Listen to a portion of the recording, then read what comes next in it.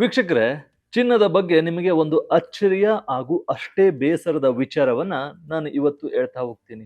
ನಮ್ಮ ಭಾರತದ ಭೂಮಿಯ ಅಡಿಯಲ್ಲಿ ಬರೋಬ್ಬರಿ 500 ಮಿಲಿಯನ್ ಟನ್ ಅಂದ್ರೆ 50 ಕೋಟಿ ಟನ್ಗೂ ಅಧಿಕ ಚಿನ್ನದ ಅದಿರು ಅಡಗಿದೆ.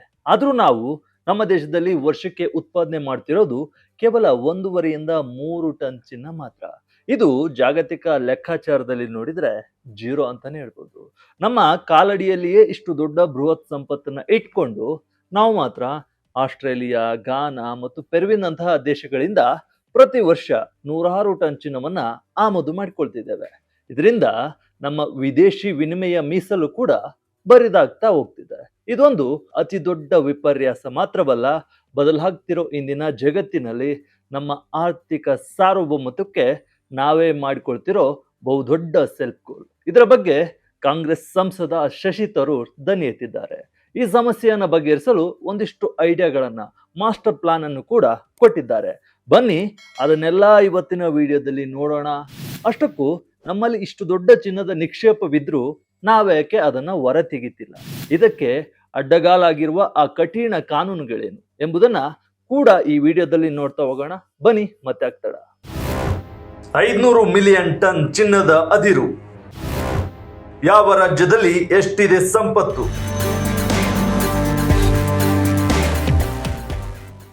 ಎಸ್ ವೀಕ್ಷಕರೇ, ಕಾಂಗ್ರೆಸ್ ಸಂಸದ ಶಶಿ ತರೂರ್ ಅವರು NDTV ವೆಬ್ಸೈಟ್ಗೆ ಬರೆದ ಅಂಕಣದಲ್ಲಿ ಗೋಲ್ಡ್ ಕಹಾನಿಯನ್ನ ಬಿಚ್ಚಿಟ್ಟಿದ್ದಾರೆ.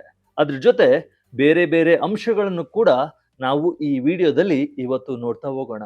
2015ರ ರಾಷ್ಟ್ರೀಯ ಖನಿಜ ದಾಸ್ತಾನು ಡೇಟಾದ ಪ್ರಕಾರ ಭಾರತದಲ್ಲಿ ಬರೋಬ್ಬರಿ 501.83 ಮಿಲಿಯನ್ ಟನ್ ಚಿನ್ನದ ಅದಿರು ಸಂಪನ್ಮೂಲವಿದೆ.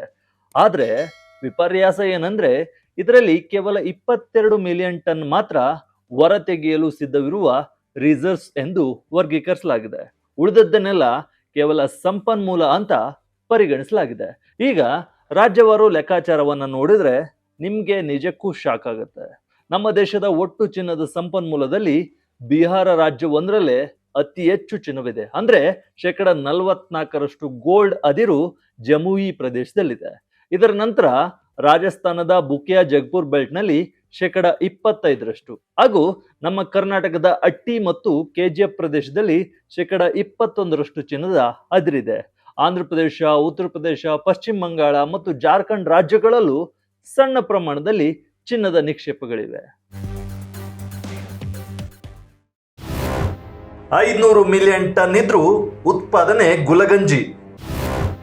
ಕರ್ನಾಟಕದ ಅಟ್ಟಿಯಲ್ಲೇ ಹೆಚ್ಚಿನ ಗೋಲ್ಡ್ ಉತ್ಪಾದನೆ. ಆದ್ರೆ ಇಷ್ಟೆಲ್ಲಾ ಸಂಪತ್ತಿದ್ರೂ ನಮ್ಮ ಪ್ರಸ್ತುತ ಉತ್ಪಾದನೆ ಕೇವಲ 2ರಿಂದ 3 ಟನ್ ಮಾತ್ರ. ಅದು ಕೂಡ 90%ಕ್ಕೂ ಹೆಚ್ಚು ಉತ್ಪಾದನೆ ನಮ್ಮ ಕರ್ನಾಟಕದ ಸರ್ಕಾರಿ ಸ್ವಾಮ್ಯದ ಅಟ್ಟಿ ಚಿನ್ನದ ಗಣಿಯಿಂದಲೇ ಬರ್ತಿದೆ. 2023-24ನೇ ಸಾಲಿನಲ್ಲಿ ಅಟ್ಟಿ ಮೈನ್ಸ್ ನಿಂದ ಕೇವಲ 1.55 ಟನ್ ಚಿನ್ನವನ್ನ ಉತ್ಪಾದಿಸಲಾಗಿದೆ. ನಮ್ಮ ದೇಶದ ಒಟ್ಟು ವಾರ್ಷಿಕ ಚಿನ್ನದ ಬೇಡಿಕೆ ಬರೋಬ್ಬರಿ 800ರಿಂದ 900 ಟನ್ ಇದೆ. ಅಂದ್ರೆ ನಮ್ಮ ಸ್ವಂತ ಉತ್ಪಾದನೆಯಿಂದ ನಾವು ದೇಶದ ಬೇಡಿಕೆಯ 3% ಪೂರೈಸಲು ಆಗ್ತಿಲ್ಲ. ಇದರಿಂದ ಪ್ರತಿ ವರ್ಷ ನಾವು 35ರಿಂದ 40 ಬಿಲಿಯನ್ ಡಾಲರ್ಗಳಷ್ಟು ಅಂದ್ರೆ ಅಂದಾಜು 3 ಲಕ್ಷ ಕೋಟಿ ರೂಪಾಯಿಗೂ ಅಧಿಕ ಹಣವನ್ನ ಬೇರೆ ದೇಶಗಳಿಗೆ ಕೊಟ್ಟು ಚಿನ್ನ ಖರೀದಿಸ್ತಿದ್ದೇವೆ. ಇದು ನಮ್ಮ ರೂಪಾಯಿಯ ಮೌಲ್ಯವನ್ನ ಕುಸಿಯುವಂತೆ ಮಾಡ್ತಿದೆ. ಚಿನ್ನದ ಉತ್ಪಾದನೆಗೆ ಅಡ್ಡಿಯಾಗಿರೋದು ಏನು? ಬ್ರಿಟಿಷರ ಕಾಲದ ರೂಲ್ಸ್ಗಳಿಂದಲೇ ದೇಶಕ್ಕೆ ಹಿನ್ನಡೆ. ಹಾಗಾದ್ರೆ ಇಷ್ಟು ದೊಡ್ಡ ಸಂಪತ್ತನ್ನ ಹೊರತೆಗೆಯಲು ಯಾರು ಅಡ್ಡಿಪಡಿಸ್ತಿದ್ದಾರೆ ಅಂತ ನೀವು ಕೇಳಬಹುದು. ಇದಕ್ಕೆ ಉತ್ತರ ನಮ್ಮ ದೇಶದ ನೀತಿ ಮತ್ತು ಕಾನೂನುಗಳೇ ಆಗಿವೆ. ದಶಕಗಳಿಂದಲೂ ಭಾರತ ಸರ್ಕಾರ ಚಿನ್ನದ ಗಣಿಗಾರಿಕೆಯನ್ನ ಒಂದು ಸ್ಟ್ರಾಟಜಿಕ್ ಅಸೆಟ್ ಎಂದು ನೋಡುವ ಬದಲು ಅನುಮಾನ ಮತ್ತು ಕೊರತೆಯ ದೃಷ್ಟಿಯಿಂದಲೇ ನೋಡ್ತಾ ಬರ್ತಿದೆ. ಗಣಿಗಾರಿಕೆ ಮಾಡಲು ಬರುವ ಕಂಪನಿಗಳು ಎದುರಿಸಲೇಬೇಕಾದ ರೆಡ್ ಟೇಪ್ ಚಕ್ರವ್ಯೂಹ ಎಷ್ಟರ ಮಟ್ಟಿಗೆ ಕಠಿಣವಾಗಿದೆ ಅಂದ್ರೆ ಅದು ಪರೋಕ್ಷವಾಗಿ ಗಣಿಗಾರಿಕೆ ಮಾಡಬೇಡಿ ಅಂತ ಹೇಳುವಂತಿದೆ. ಒಂದು ಚಿನ್ನದ ನಿಕ್ಷೇಪವನ್ನ ಹುಡುಕಿ ಅದನ್ನ ಹೊರತೆಗೆಯಲು ಆರಂಭಿಕ ಲೈಸೆನ್ಸ್ ನಿಂದ ಹಿಡಿದು ಅಂತಿಮ ಗುತ್ತಿಗೆಯವರೆಗಿನ ಪ್ರಕ್ರಿಯೆ ಅತ್ಯಂತ ಕಾಂಪ್ಲೆಕ್ಸ್ ಆಗಿದೆ. 16 ಇಲಾಖೆಗಳ ಅನುಮತಿ, ಪಾರದರ್ಶಕತೆ ಇಲ್ಲದ ಪರಿಸರ ಇಲಾಖೆಯ ಕ್ಲಿಯರೆನ್ಸ್ಗಳು ಮತ್ತು ಅತಿ ಹೆಚ್ಚು ತೆರಿಗೆ ಇವೆಲ್ಲವೂ ಬಂಡವಾಳ ಹೂಡುವವರನ್ನ ಎದುರಿಸ್ತಿವೆ. ಜೊತೆಗೆ ನಮ್ಮ ದೇಶದಲ್ಲಿರೋ ಬಹುಪಾಲು ಚಿನ್ನದ ಅದಿರಿನ ಗುಣಮಟ್ಟ ಬಹಳಷ್ಟು ಕಡಿಮೆ ಇದೆ. ಅಂದ್ರೆ 1 ಟನ್ ಅದಿರಿನಲ್ಲಿ 2 ಗ್ರಾಂಗಿಂತ ಕಡಿಮೆ ಚಿನ್ನ ಸಿಗ್ತಿದೆ. ಹೀಗಿರುವಾಗ ಅತಿ ಹೆಚ್ಚಿನ ರಾಯಲ್ಟಿ ಮತ್ತು ತೆರಿಗೆಗಳನ್ನ ವಿಧಿಸಿದ್ರೆ ಯಾವ ಖಾಸಗಿ ಕಂಪನಿ ಆದ್ರೂ ಬಂದು ಇಲ್ಲಿ ಸಾವಿರಾರು ಕೋಟಿ ರಿಸ್ಕ್ ತೆಗೆದುಕೊಳ್ಳುತ್ತದೆ ಅಂತ ನೀವ್ ಹೇಳಿ. ಆದ್ರಿಂದ ನಮ್ಮ ದೇಶದ ಚಿನ್ನದ ಉತ್ಪಾದನೆ ಕಡಿಮೆ ಆಗಿದೆ. ಶಶಿ ತರೂರ್ ನೀಡಿದ ಗೋಲ್ಡನ್ ಐಡಿಯಾಗಳು. ಬದಲಾಗಬೇಕಿದೆ ಭಾರತದ ಮೈಂಡ್ ಸೆಟ್. ನೋಡಿದ್ರಲ್ಲ, ಇಷ್ಟೆಲ್ಲ ಸಮಸ್ಯೆಗಳಿದಾವೆ. ಈ ಸಮಸ್ಯೆಯನ್ನ ಬಗೆಹರಿಸಲು ಕಾಂಗ್ರೆಸ್ ಸಂಸದ ಶಶಿ ತರೂರ್ ಅವರು ಒಂದಿಷ್ಟು ಐಡಿಯಾಗಳನ್ನ ನೀಡಿದ್ದಾರೆ, ಪ್ಲಾನ್ ಅನ್ನ ನೀಡಿದ್ದಾರೆ. ಅವರು ಪ್ರಸ್ತಾಪಿಸಿರುವ ಸ್ಟ್ರಾಂಗ್ ಪಾಯಿಂಟ್ಗಳು ನಮ್ಮ ದೇಶದ ಕಣ್ಣನ್ನ ತೆರೆಸುವಂತಿವೆ. ಮೊದಲು ಅವರು ಹೇಳಿರೋದು ಬ್ರಿಟಿಷರ ಕಾಲದ ಅನುಮಾನದ ಮನಸ್ಥಿತಿ ಹೋಗ್ಬೇಕು ಅಂತ. ಭಾರತ ಸರ್ಕಾರವು ದಶಕಗಳಿಂದಲೂ ಚಿನ್ನದ ಗಣಿಗಾರಿಕೆಯನ್ನ ಒಂದು ಸ್ಟ್ರಾಟಜಿಕ್ ಆಸ್ತಿ ಅಂತ ನೋಡುವ ಬದಲು, ಈಗಾಗಲೇ ಹೇಳಿದ್ದೀನಿ ಇದನ್ನ, ಕೇವಲ ಕೊರತೆ ಮತ್ತು ಅನುಮಾನದ ದೃಷ್ಟಿಯಿಂದಲೇ ನೋಡ್ತಾ ಬರ್ತಿದೆ. ಪ್ರತಿಯೊಂದು ಖನಿಜ ನಿಕ್ಷೇಪವನ್ನ ಒಂದು ರಾಷ್ಟ್ರೀಯ ಸಂಪತ್ತು ಎನ್ನುವುದಕ್ಕಿಂತ ಮುಂಚೆ ಇದೊಂದು ಹಗರಣವಾಗಿಬಿಡುತ್ತಾ ಎಂಬ ವಸಾಹತುಶಾಹಿ ಬ್ಯೂರೋಕ್ರಸಿ ಮನಸ್ಥಿತಿಯಲ್ಲೇ ನಾವು ನೋಡ್ತಿದ್ದೀವಿ. ಇದು ಮೊದಲು ಬದಲಾಗಬೇಕು ಅಂತ ಶಶಿ ತರೂರ್ ಹೇಳಿದ್ದಾರೆ. ಅದಾದ ಬಳಿಕ ಸಿಂಗಲ್ ವಿಂಡೋ ಸಿಸ್ಟಮ್ ಮತ್ತು ಟ್ಯಾಕ್ಸ್ ಹಾಲಿಡೇ ಬೇಕು ಅಂತ ಅವರು ಸಜೆಷನ್ ನೀಡಿದ್ದಾರೆ. ಕ್ಯಾಪಿಟಲ್ ಇಂಟೆನ್ಸಿವ್ ಅಂದ್ರೆ ಬೃಹತ್ ಬಂಡವಾಳ ಬೇಡುವ ಗಣಿಗಾರಿಕೆ ಬಿಸ್ನೆಸ್ ಅಲ್ಲಿ ದಶಕಗಳ ಕಾಲ ಇನ್ವೆಸ್ಟ್ ಅನ್ನ ಮಾಡಲೇಬೇಕು. ಹಾಗಾಗಿ 16 ಇಲಾಖೆಗಳ ಅನುಮತಿಯನ್ನ ರದ್ದುಪಡಿಸಿ ಮುಂದಿನ 20 ವರ್ಷಗಳ ಕಾಲ ಯಾವುದೇ ನಿಯಮ ಬದಲಾಗಲ್ಲ, ರೂಲ್ ಬದಲಾಗಲ್ಲ ಎಂಬ ಗ್ಯಾರಂಟಿ ಕೊಡುವ ಸಿಂಗಲ್ ವಿಂಡೋ ಕ್ಲಿಯರೆನ್ಸ್ ಅನ್ನ ತರಬೇಕು ಅನ್ನೋದು ಅವರ ಪ್ರಮುಖ ಐಡಿಯಾ. ಜೊತೆಗೆ ಆರಂಭಿಕ ವರ್ಷಗಳಲ್ಲಿ, ಅರ್ಲಿ ಇಯರ್ಸ್ ನಲ್ಲಿ ಟ್ಯಾಕ್ಸ್ ಹಾಲಿಡೇ ಅನ್ನ ಕೊಟ್ರೆ ಮಾತ್ರ ನಾವು ಜಾಗತಿಕ ಮಾರುಕಟ್ಟೆಗೆ ಭಾರತ ಮುಕ್ತವಾಗಿದೆ ಎಂಬ ಸಂದೇಶವನ್ನ ರವಾನಿಸಿದಂತಾಗುತ್ತೆ ಅಂತ ಶಶಿ ತರೂರ್ ಹೇಳಿದ್ದಾರೆ. ಚಿನ್ನವೇ ದೇಶದ ಅತಿ ದೊಡ್ಡ ಲಿಕ್ವಿಡಿಟಿ. ಭಾರತ ಇನ್ನೂ ವಿಳಂಬ ಮಾಡಿದ್ರೆ ಅಪಾಯ. ಇನ್ನು ಚಿನ್ನ ಡೆಡ್ ಅಸೆಟ್ ಅಲ್ಲ, ಜೀವಂತ ಗುರಾಣಿ ಅಂತ ಶಶಿ ತರೂರ್ ಕರೆದಿದ್ದಾರೆ.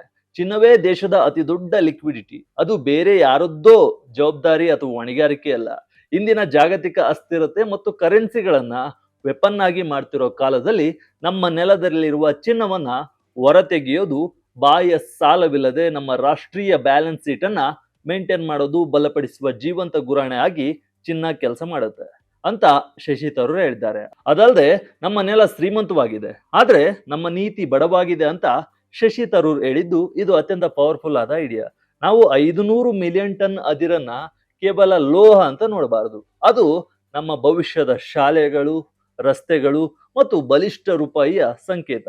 ಇತರೆ ದೇಶಗಳು ಫ್ರೆಂಡ್ ಶೋರಿಂಗ್ ಮೂಲಕ ತಮ್ಮ ಸಂಪನ್ಮೂಲಗಳನ್ನ ಭದ್ರಪಡಿಸಿಕೊಳ್ತೇವೆ. ಈ ವೇಳೆ ಭಾರತ ವಿಳಂಬ ಮಾಡಬಾರದು ಅಂತ ಶಶಿ ತರೂರ್ ತಮ್ಮ ಚಿಂತನೆಗಳನ್ನ ಚಿನ್ನದ ವಿಚಾರದಲ್ಲಿ ಹೇಳಿದ್ದಾರೆ.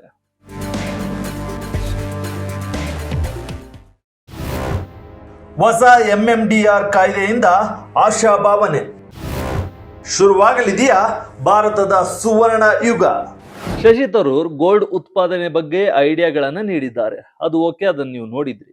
ಅದನ್ನ ಸರ್ಕಾರ ಎಷ್ಟರ ಮಟ್ಟಿಗೆ ಗಮನಿಸುತ್ತೋ ಎಂಬುದನ್ನ ಕಾದ್ ನೋಡ್ಬೇಕಿದೆ. ಆದ್ರೆ ಇಲ್ಲಿ ಒಂದು ಸಮಾಧಾನಕರ ವಿಚಾರ ಕೂಡ ಇದೆ. ಅದೇನಪ್ಪಾ ಅಂದ್ರೆ, ಇತ್ತೀಚೆಗೆ ಭಾರತ ಸರ್ಕಾರ ಈ ನಿಟ್ಟಿನಲ್ಲಿ ಎಚ್ಚೆತ್ತುಕೊಂಡಿದೆ. ಕಳೆದ ವರ್ಷ ಅಂದ್ರೆ 2025ರಲ್ಲಿ ಜಾರಿಗೆ ತರಲಾದ MMDR ತಿದ್ದುಪಡಿ ಕಾಯ್ದೆಯು ಪಾಸಿಟಿವ್ ಚೇಂಜಸ್ ಅನ್ನ ತಂದಿದೆ. ಖಾಸಗಿ ಹೂಡಿಕೆಯನ್ನ ಸೆಳೆಯಲು ನಿಯಮಗಳನ್ನ ಸಿಂಪಲ್ ಮಾಡಲಾಗಿದೆ. ಕ್ಯಾಪ್ಟಿವ್ ಮೈನ್ಸ್ ಮೇಲಿದ್ದ ಮಾರಾಟದ ಮಿತಿಯನ್ನ ತೆಗೆದು ಹಾಕಲಾಗಿದೆ. ಅಂದ್ರೆ ತಮ್ಮ ಬಳಕೆಗೆ ಬೇಕಾದಷ್ಟು ಇಟ್ಟುಕೊಂಡು ಉಳಿದದ್ದನ್ನ ಮಾರ್ಕೆಟ್ ನಲ್ಲಿ ಮಾರಾಟ ಮಾಡಬಹುದು. ನ್ಯಾಷನಲ್ ಮಿನರಲ್ ಎಕ್ಸ್ಪ್ಲೋರೇಷನ್ ಟ್ರಸ್ಟ್ ಮೂಲಕ ಸಂಶೋಧನೆಗೆ ಹೆಚ್ಚಿನ ಫಂಡ್ ಅನ್ನು ಕೂಡ ಕೇಂದ್ರ ಸರ್ಕಾರ ನೀಡ್ತಿದೆ. 2025ರ ಮಾರ್ಚ್ ನಲ್ಲಿ ಭಾರತ ಮೊದಲ ಬಾರಿಗೆ 13 ಡೀಪ್ ಸೀಟೆಡ್ ಬ್ಲಾಕ್ಗಳ ಹರಾಜು ಪ್ರಕ್ರಿಯೆಯನ್ನು ಕೂಡ ಆರಂಭಿಸಿದೆ. ಕರ್ನಾಟಕ, ಜಾರ್ಖಂಡ್ ಸೇರಿ ಹಲವೆಡೆ ಎಕ್ಸ್ಪ್ಲೋರೇಷನ್ ಲೈಸೆನ್ಸ್ಗಳನ್ನು ಕೂಡ ನೀಡಲಾಗ್ತಿದೆ. ಇನ್ನೊಂದು ಖುಷಿಯ ವಿಚಾರ ಏನಂದ್ರೆ, KGF ಗಣಿ ಅಂದ್ರೆ ನಮ್ಮ ಕರ್ನಾಟಕದ KGF ಗಣಿಯ ಪುನರ್ಜೀವನದ ಬಗ್ಗೆಯೂ ಚಿಂತನೆಯನ್ನ ಕೇಂದ್ರ ಸರ್ಕಾರ ನಡೆಸ್ತಿದೆ. ಆರಂಭಿಕ ಹಂತದಲ್ಲಿ ಭೂಮಿಯ ಮೇಲ್ಭಾಗದಲ್ಲಿರುವ ತ್ಯಾಜ್ಯ ಅಥವಾ ಟೈಲಿಂಗ್ಸ್ ನಿಂದ ವರ್ಷಕ್ಕೆ 750 kg ಚಿನ್ನ ಉತ್ಪಾದಿಸುವ ಗುರಿಯನ್ನ ಹೊಂದಲಾಗಿದೆ. ಆಂಧ್ರ ಪ್ರದೇಶದ ಜೊನ್ನಗಿರಿಯಲ್ಲೂ ಹೊಸ ಗಣಿಗಾರಿಕೆ ಶುರುವಾಗಿದ್ದು ವರ್ಷಕ್ಕೆ 750 kg ಚಿನ್ನ ಉತ್ಪಾದನೆಯ ನಿರೀಕ್ಷೆ ಇದೆ. ಆದ್ರೆ ಮಧ್ಯಪ್ರದೇಶದಂತಹ ರಾಜ್ಯಗಳಲ್ಲಿ ಚಿನ್ನದ ಲೈಸೆನ್ಸ್ ನೀಡುವ ಪ್ರಕ್ರಿಯೆ ಇನ್ನೂ ವಿಳಂಬವಾಗ್ತಲೇ ಇದೆ. ಪರಿಸರದ ಕಾಳಜಿ ವರ್ಸಸ್ ದೇಶದ ಅಭಿವೃದ್ಧಿ. ಕೆಲವರು ಪರಿಸರದ ಬಗ್ಗೆ ಆತಂಕ ವ್ಯಕ್ತಪಡಿಸ್ತಾರೆ. ಗಣಿಗಾರಿಕೆಯಿಂದ ಪರಿಸರ ನಾಶವಾಗುತ್ತೆ ಅಂತಾರೆ. ಹೌದು, ಇದು ನಿಜ. ಆದ್ರೆ ಅಸ್ತವ್ಯಸ್ತವಾಗಿರುವ ಅಕ್ರಮ ಗಣಿಗಾರಿಕೆಗೂ ಅತ್ಯುನ್ನತ ಟೆಕ್ನಾಲಜಿಯನ್ನ ಬಳಸಿ ಮಾಡೋ ಆಧುನಿಕ ಗಣಿಗಾರಿಕೆಗೂ ಬಹಳಷ್ಟು ವ್ಯತ್ಯಾಸಗಳಿವೆ, ಅಜಗಜಾಂತರ ವ್ಯತ್ಯಾಸಗಳಿವೆ. ಗ್ಲೋಬಲ್ ಪ್ಲೇಯರ್ಸ್ಗಳಿಗೆ ಪಾರದರ್ಶಕ ಬಿಡ್ಡಿಂಗ್ ಮೂಲಕ ಅವಕಾಶ ಕೊಟ್ರೆ ಅವರು ಪರಿಸರಕ್ಕೆ ಕನಿಷ್ಠ ಹಾನಿಯಾಗುವಂತಹ ಅತ್ಯಾಧುನಿಕ ಟೆಕ್ನಾಲಜಿಯನ್ನ ಬಳಸ್ತಾರೆ. ಇದು ಗ್ರಾಮೀಣ ಭಾಗದಲ್ಲಿ ಸಾವಿರಾರು ಸ್ಕಿಲ್ ಉದ್ಯೋಗಗಳನ್ನು ಸೃಷ್ಟಿಸುತ್ತೆ, ಜೊತೆಗೆ ಭಾರತದ ಚಿನ್ನದ ಉತ್ಪಾದನೆ ಪ್ರಮಾಣವನ್ನು ಕೂಡ ಹೆಚ್ಚಿಸುತ್ತೆ.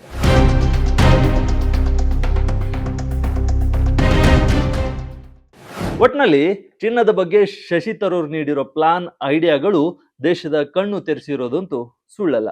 ಕೇವಲ ಕಾನೂನುಗಳು ಬದಲಾದ್ರೆ ಸಾಕಾಗಲ್ಲ, ಸರ್ಕಾರದ ಮನಸ್ಥಿತಿಯು ಬದಲಾಗಬೇಕಿದೆ.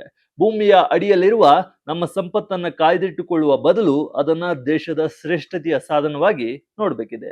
ಆ 500 ಮಿಲಿಯನ್ ಟನ್ ಅದಿರು ಕೇವಲ ಲೋಹವಲ್ಲ, ಅದು ನಮ್ಮ ಭವಿಷ್ಯದ ಶಾಲೆಗಳು, ರಸ್ತೆಗಳು ಮತ್ತು ಬಲಿಷ್ಠ ರೂಪಾಯಿಯ ಸಂಕೇತವಾಗಿದೆ. ಇತರ ದೇಶಗಳು ತಮ್ಮ ಸಂಪನ್ಮೂಲಗಳನ್ನ ಭದ್ರಪಡಿಸಿಕೊಳ್ಳುವ ಮುನ್ನ ಭಾರತ ಎಚ್ಚೆತ್ತುಕೊಳ್ಬೇಕಿದೆ. ನಮ್ಮ ನೆಲ ಶ್ರೀಮಂತವಾಗಿದೆ, ಆದ್ರೆ ನಮ್ಮ ನೀತಿಗಳು ಮಾತ್ರ ಬಡವಾಗಿವೆ. ಆ ರೆಡ್ ಟೇಪ್ ಕಾನೂನುಗಳನ್ನ ಕಿತ್ತೊಗೆದು ಭೂಮಿಯೊಳಗೆ ಮಲಗಿರುವ ಸೈಲೆಂಟ್ ಚಿನ್ನವನ್ನ ನಮ್ಮ ದೇಶದ ಭವಿಷ್ಯದ ಆರ್ಥಿಕತೆಯ ಸೌಂಡ್ ಇಂಜಿನ್ ಆಗಿ ಬದಲಾಯಿಸುವ ಕಾಲ ಈಗ ಬಂದಿದೆ.